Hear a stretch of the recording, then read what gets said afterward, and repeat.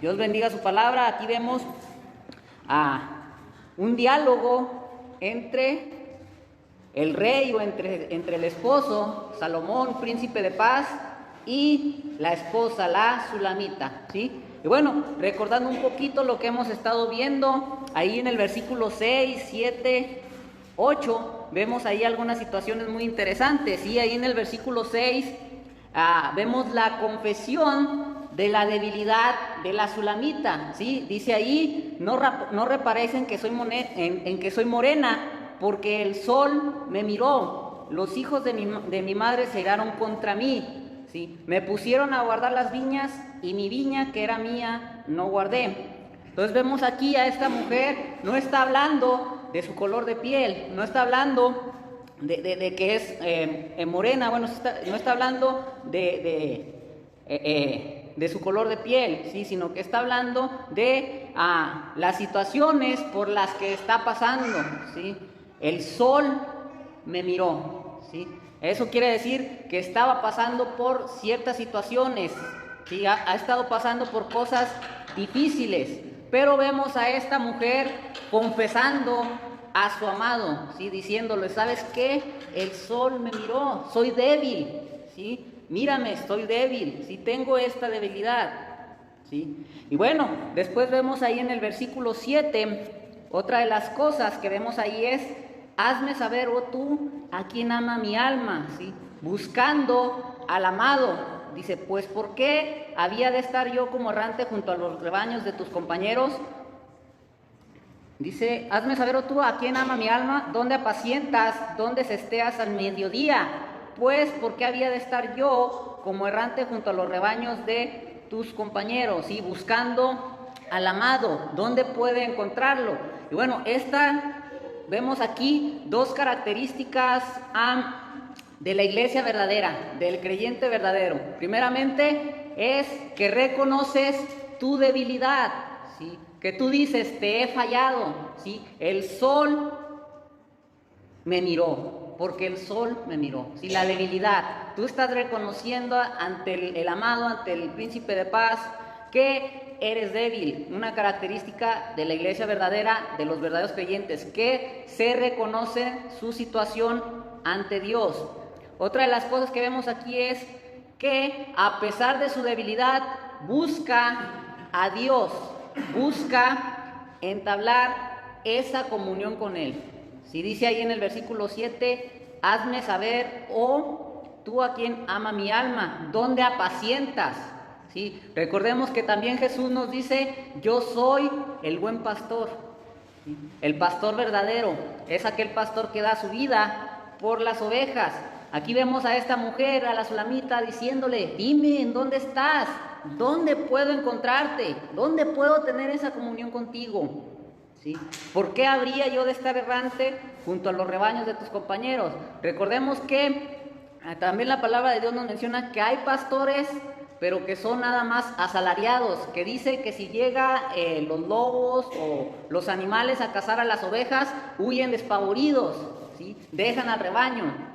Y bueno, aquí la mujer da a entender a que quiere buscar a ese pastor, al verdadero pastor, a su amado, a su príncipe de paz, ¿sí? Aquel que es todo para ella. Entonces en el versículo 8 continuamos viendo, dice ahí después, si tú no lo sabes, oh hermosa entre las mujeres, ve y sigue las huellas del rebaño y apacienta tus cabritas junto a las cabañas de los pastores. Bueno, aquí ¿quién está hablando? Están hablando las doncellas de Jerusalén, ¿sí? Vemos ahí primeramente que está hablando la Sulamita reconociendo su situación, ¿sí? El sol me miró. Y también vemos la necesidad que tiene por buscar a su amado, ¿sí? Primeramente, vemos ahí, están posiblemente en el campo, ella les está sabiendo saber a estas doncellas acerca de su necesidad. ¿Dónde puedo encontrarlo? ¿Dónde lo puedo hallar? Y bueno, ¿qué es lo que le dicen ella? Dice, si tú no lo sabes, oh hermoso entre las mujeres, ve y sigue las huellas del rebaño. Sigue las huellas del camino, ahí lo vas a encontrar. Sigue el camino. ¿Cuál es ese camino? Bueno, los medios de gracia que Dios nos ha dado. Si aquellas herramientas que Dios nos ha dado es ese camino, ¿sí? ¿Y cuáles son esos medios de gracia? Su palabra. Nos dice la palabra de Dios ahí en un Salmo 119, lámpara es a mis pies tu palabra y lumbrera mi camino, ¿sí? Entonces es uno de los medios por el cual podemos seguir ese camino, para encontrarnos con nuestro amado, para tener esa comunión con Él. Otro de los medios, la oración. Otro de los medios de gracia que Dios nos ha dado, ¿sí? Recordemos que Jesús se levantaba de madrugada. Lo primero que hacía antes de iniciar su jornada, antes de ir a predicar, antes de hacer milagros, dice que se iba a orar.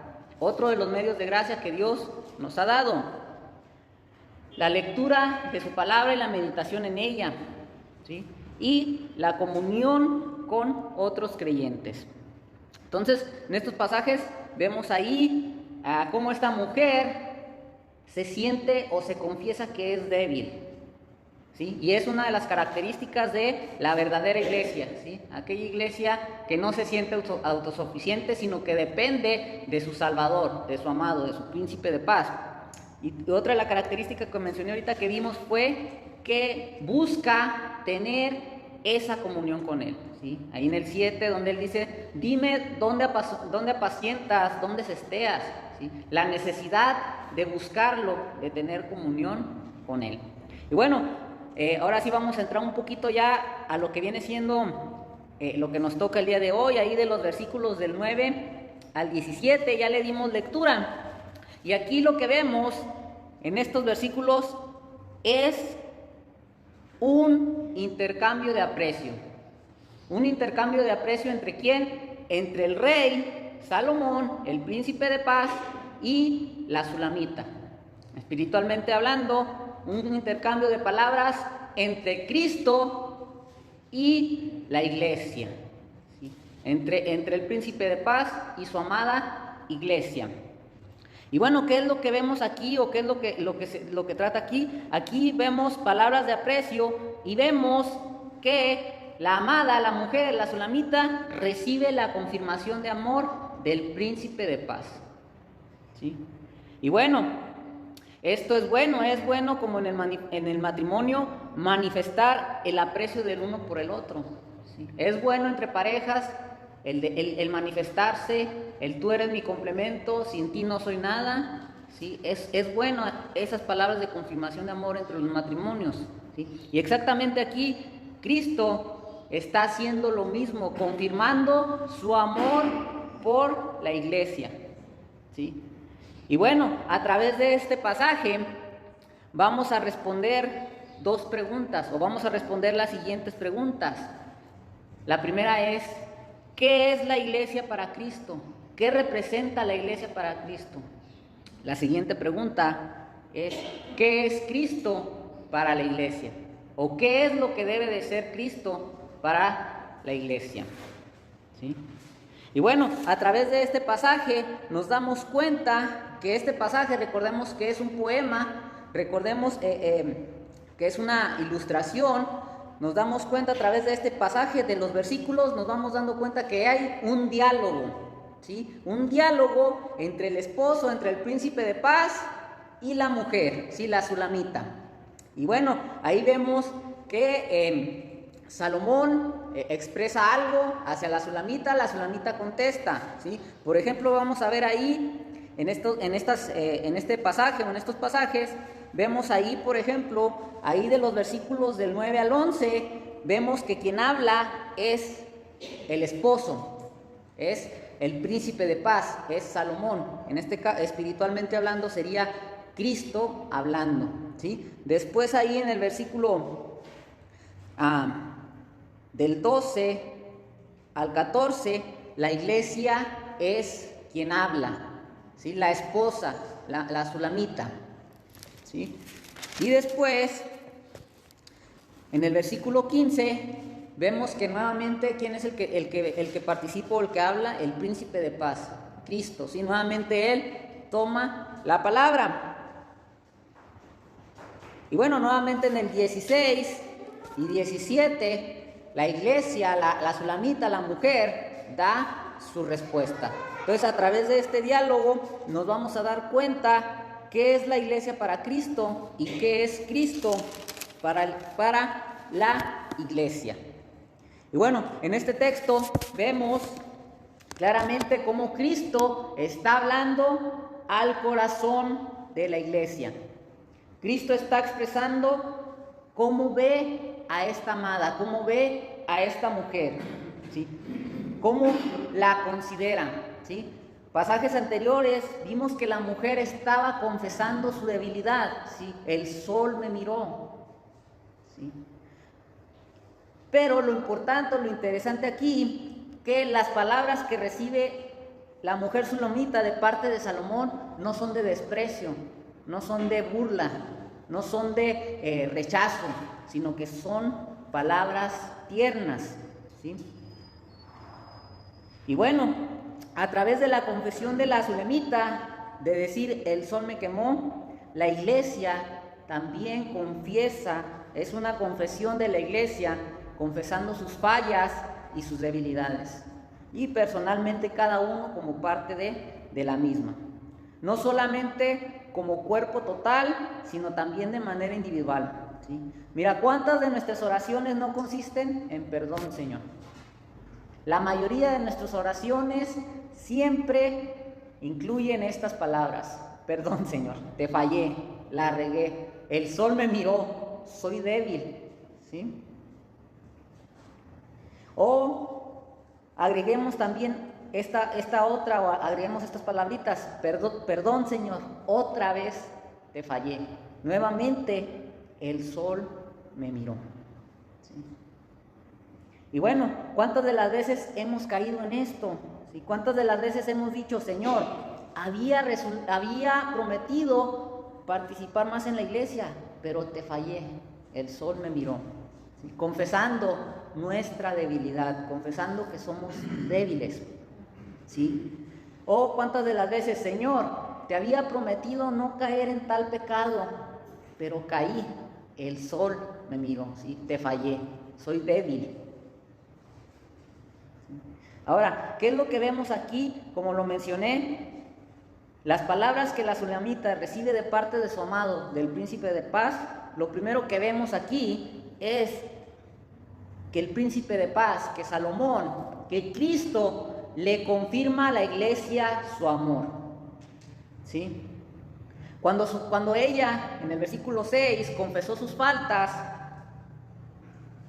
no recibe rechazo, no recibe desprecio, sino que recibe la confirmación de su amada, ¿sí? Dice allí en este texto, bueno, recibe ahí esa confirmación de su amado. Veámoslos de una manera horizontal, ¿sí? Por ejemplo, en los matrimonios. Bueno, primeramente, la belleza de hoy en la actualidad ha sido muy deformada, muy tergiversada, ¿sí? Se tiene que tener cierto tipo de cuerpo, se tiene que tener cierto tipo de rostro, se tiene que tener cierto tipo de posesiones.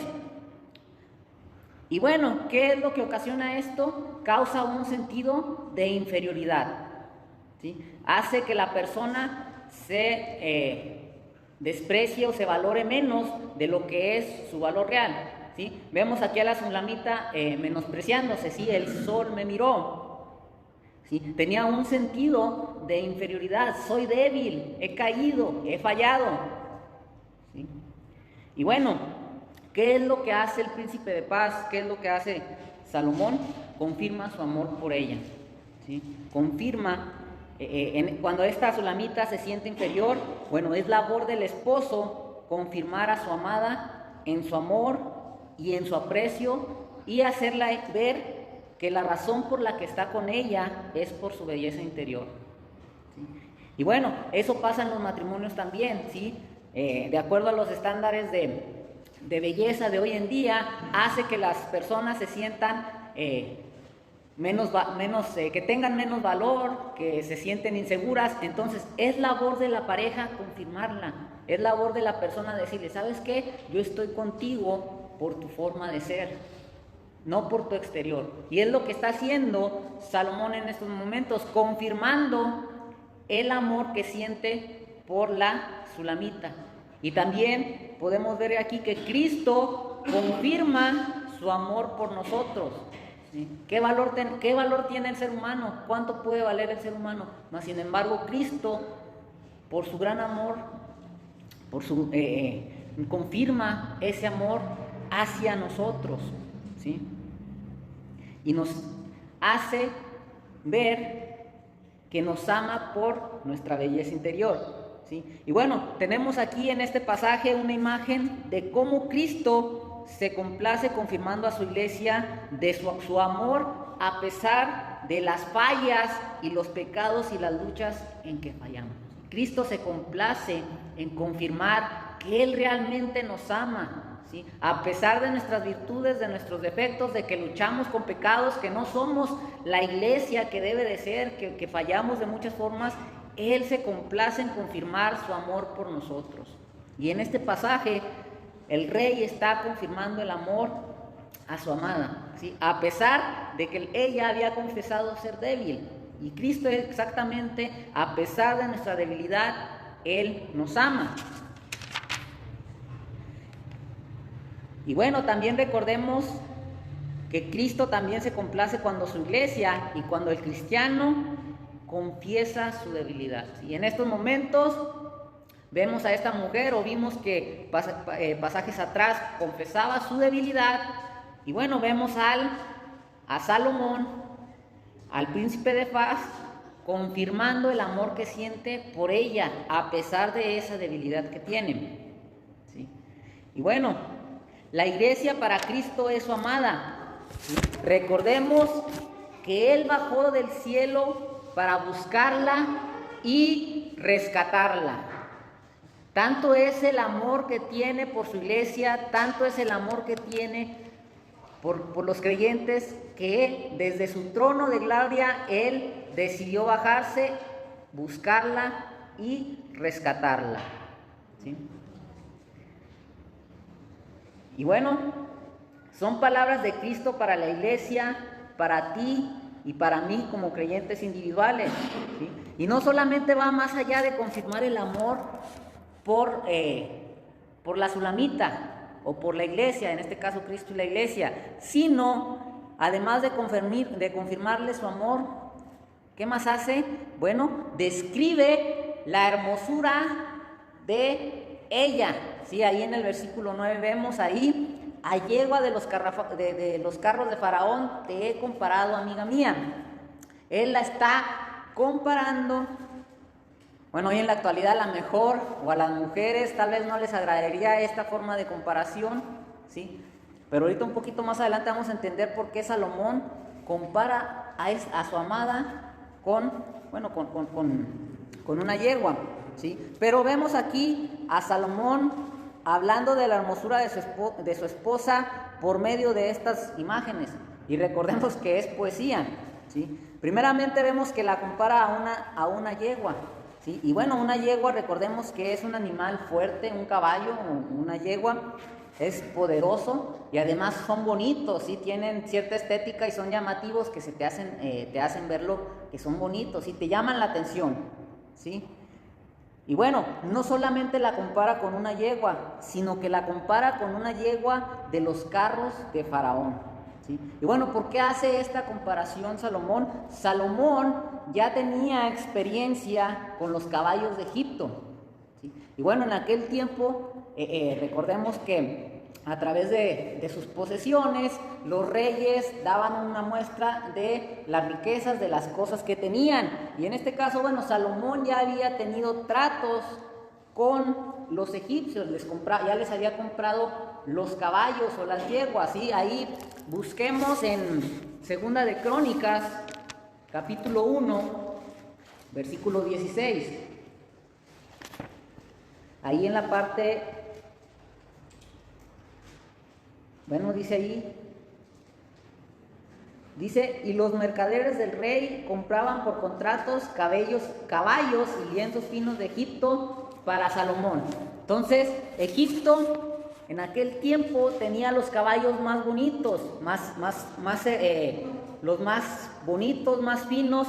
Vemos aquí que Salomón ya compraba, comerciaba con Egipto y compraba de ese tipo de caballos. Ahora, lo interesante aquí es que lo compara, si en aquel tiempo esos caballos eran bonitos, lo compara con lo más excelso, ¿sí? Con los caballos o con las yeguas que estiraban el carro de Faraón, ¿sí? Si eran bonitas, si eran hermosas aquellas yeguas de Egipto, ahora cuánto más bonitas, cuánto más excelsas serían aquellas que jalaban el carro de Faraón.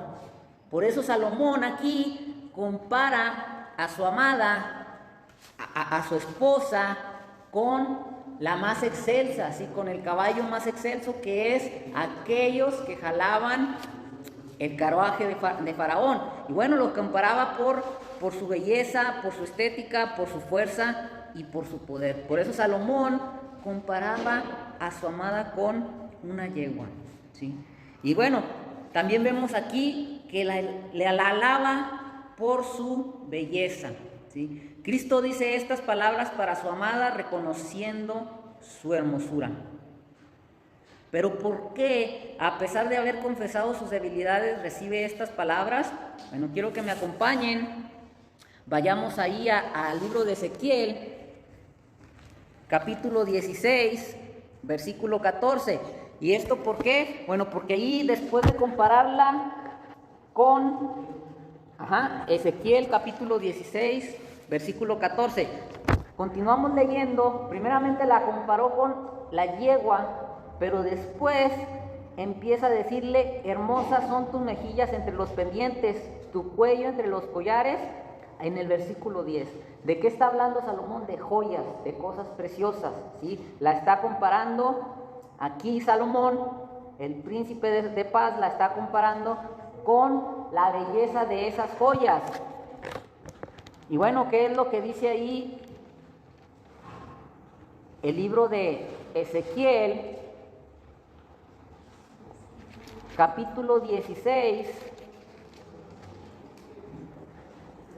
Ezequiel capítulo 16, versículo 14, dice: y salió tu renombre entre las naciones a causa de tu hermosura, porque era perfecta, a causa de mi hermosura que yo puse sobre ti, dice Jehová el Señor. ¿De quién está hablando en ese momento? De el pueblo de Israel, ¿sí? De la nación que, a pesar de que fue imperfecta, a pesar de que le falló, él la veía hermosa, ¿sí? Y bueno, aquí vemos claramente también cómo el príncipe de paz, o cómo Cristo le dice a su iglesia que es hermosa. Y bueno, recordemos que en aquel tiempo las mujeres, la hermosura, pues llevaban joyas, aretes, como hoy en la actualidad, que representaban la belleza. Pero aquí Cristo la ve hermosa, Salomón la ve hermosa. ¿Por qué? Porque ha recibido la joya de joyas, la joya más excelsa nos ha dado el Señor a cada uno de sus hijos. ¿Cuál es esa joya que nos hace ser hermosos ante sus ojos? El Espíritu Santo.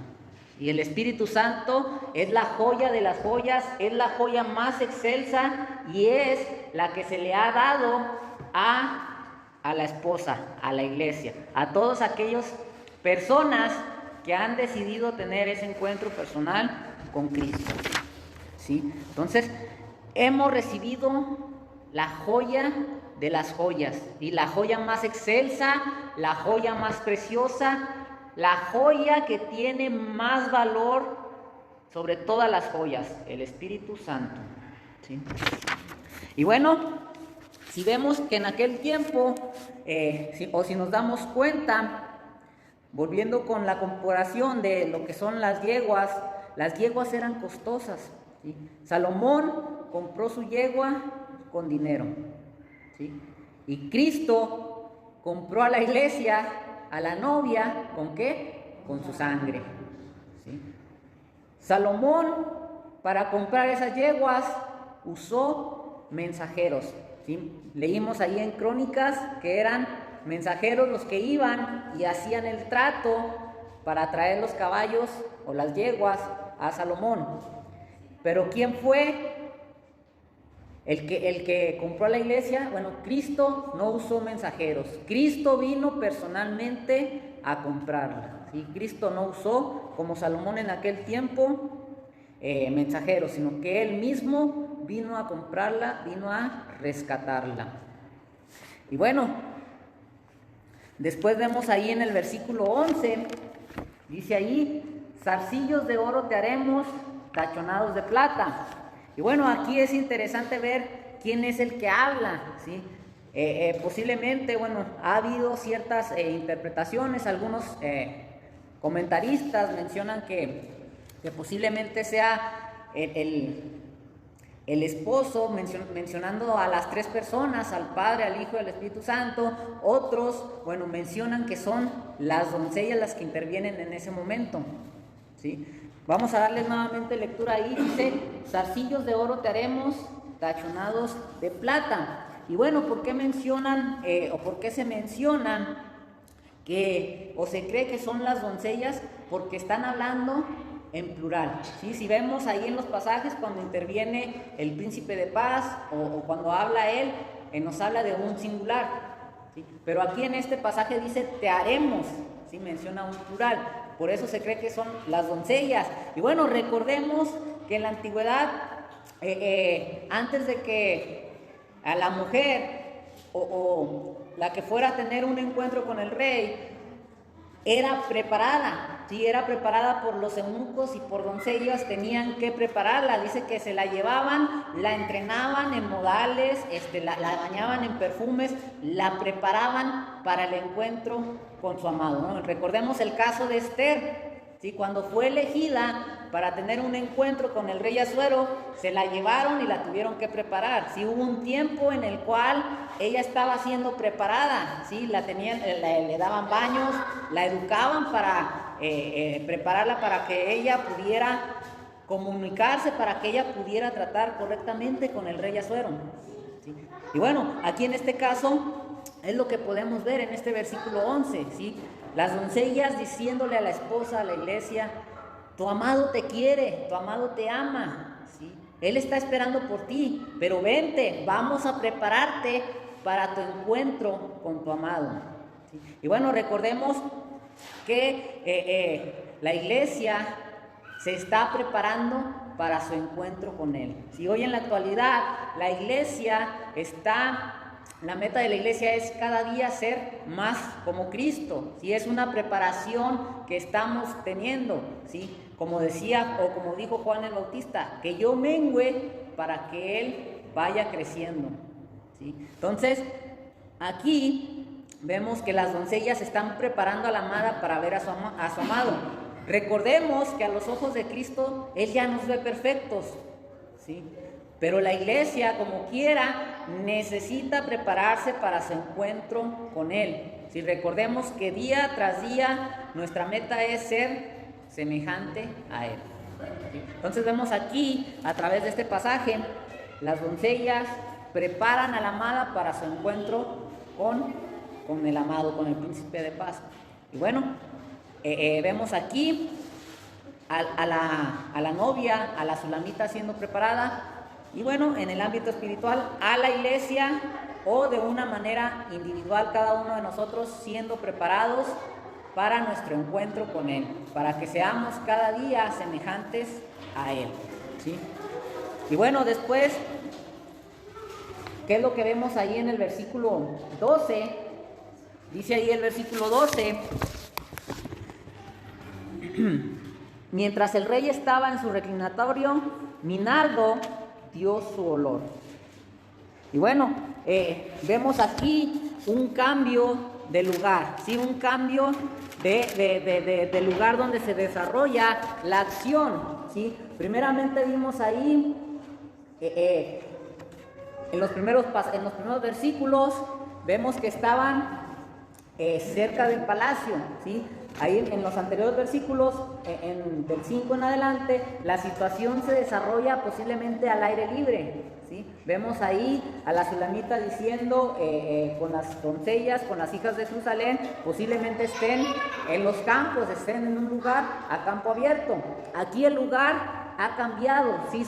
Es El reclinatorio es el lugar donde el rey estaba preparado para recibir a las demás gentes, para el comité, para los alimentos, ¿sí? Estaban en otro lugar, estaban en este lugar, ¿sí? Y bueno, aquí en vemos que estaba en un banquete con distintas personas, pero aquí lo interesante es que ella habla para sí mismo, dice ahí, mi nardo dio su olor. Entonces nos damos cuenta que aquí Salomón estaba en un banquete con su amada, con varias personas, pero de esto emitía un aroma a nardo. Dice la mujer sulamita, dice dentro de ella misma, o parafraseando estas palabras, cuando veo a Salomón me hace sacar este olor agradable, ¿sí? El nardo es una especie de planta, un perfume, algo agradable, ¿sí?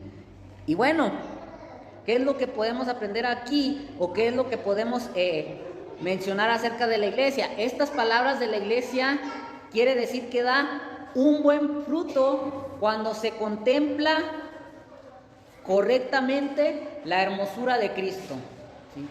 Dice aquí,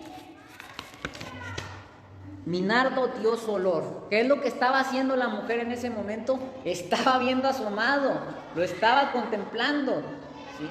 ¿Y qué es lo que dice esta mujer? Dice, me saca esta emoción, saca este olor de mí, saca lo mejor de mí. Pero ¿por qué sentía esta mujer esto? Porque estaba contemplando a su amado. Y esto es lo que pasa con la iglesia. Cuando la iglesia contempla a su amado, a Cristo, va a dar buen fruto, ¿sí? Va a dar ese olor agradable, va a dar ese buen fruto, va a dar aquello que es agradable para su amado. Entonces, ¿qué es lo que necesita la iglesia? La iglesia necesita a su amado. La iglesia, la novia, para poder dar este olor, necesita contemplar a su amado, a Cristo, ¿sí? No voltear, no desviar tu mirada de tu amado, no voltear ni a izquierda ni a derecha, sino contemplar la hermosura de tu amado, de Cristo, ¿sí? Del esposo, del príncipe de paz, ¿sí? Y bueno, después vemos ahí en el versículo 13, continuando ahí con la lectura, dice el versículo 13,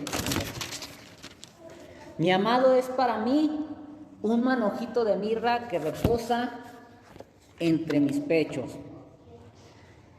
Y bueno, ¿qué es lo que nos quiere decir aquí la novia, la sulamita, la mujer? Bueno, que el amado, que Salomón, es especial para ella. Recordemos que la mirra también era un perfume, la mirra tenía muchos usos.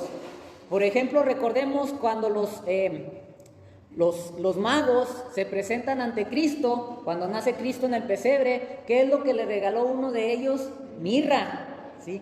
Cuando iban a enterrar al Señor Jesucristo, cuando tomaron el cuerpo y lo iban a enterrar, ¿con qué lo rociaron? Con mirra, ¿sí? Era una flor. Cuando estaba sufriendo, cuando estaba agonizando, que le dieron a beber, eso que le dieron a beber tenía o contenía extracto de mirra. Entonces, la mirra era algo especial, era algo valioso. ¿Qué nos está diciendo aquí la sulamita? Mi amado es especial para mí, ¿sí? Mi amado es muy importante, ¿sí? La mirra era una hierba muy preciada y valiosa. Entonces, la iglesia debe de considerar a Cristo como lo más valioso, ¿sí? La iglesia, así como esta mujer consideraba a su amado, a su príncipe de paz, como lo más valioso, la iglesia debe de considerar a Cristo como lo más valioso, lo más importante, atesorarlo, ¿sí? Ahí me gustaría que vayamos a Primera de Pedro, capítulo 2.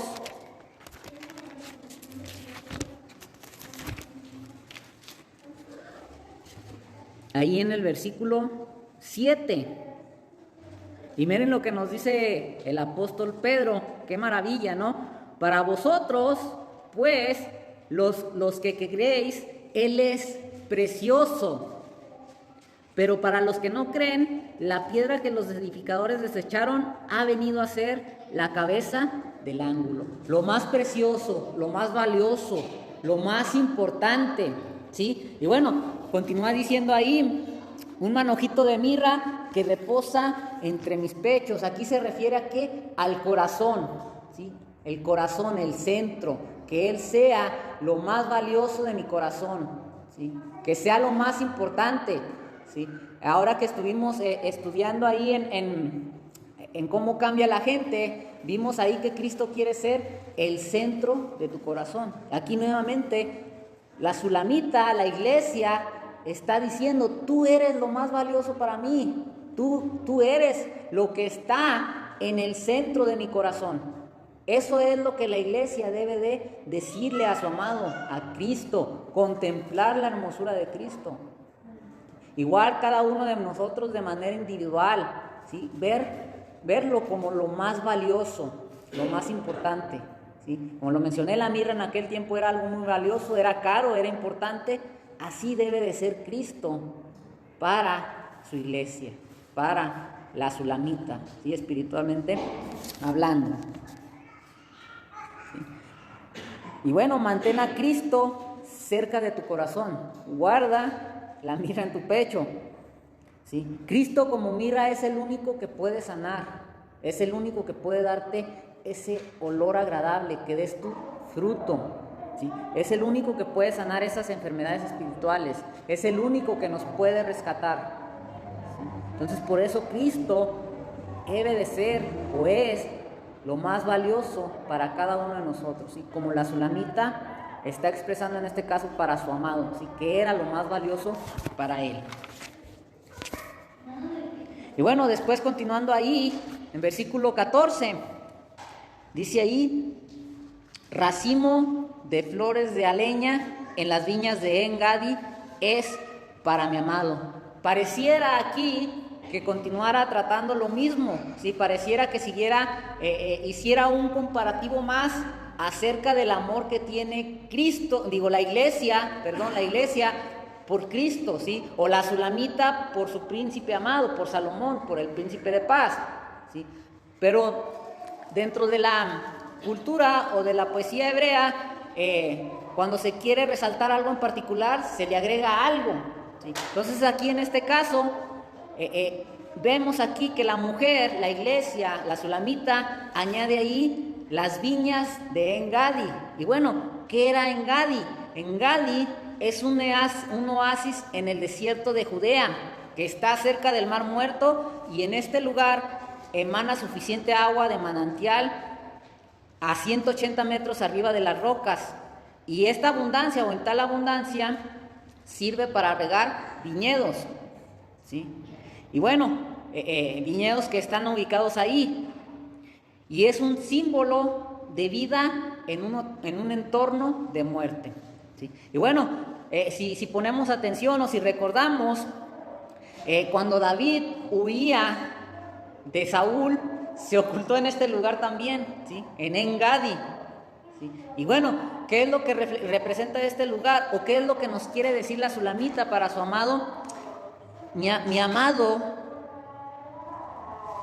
es un oasis para mí, es un lugar en el cual yo puedo ir a refugiarme, es un lugar en el cual puedo buscar paz, puedo buscar amor, puedo buscar el estar con mi amado.